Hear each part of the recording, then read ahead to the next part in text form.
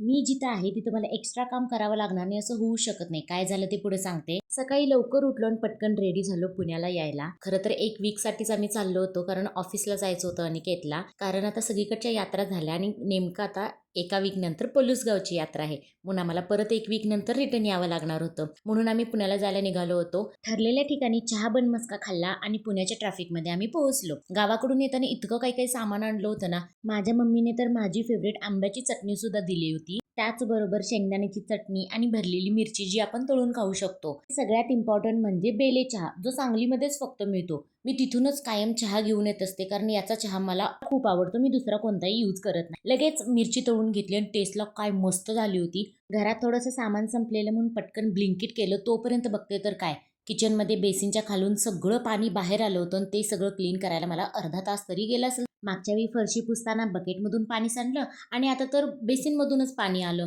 म्हणजे दरवेळी काहीतरी कांड होणारच असतो. तर असा होता माझा दिवस. चला भेटू नेक्स्ट ब्लॉगमध्ये.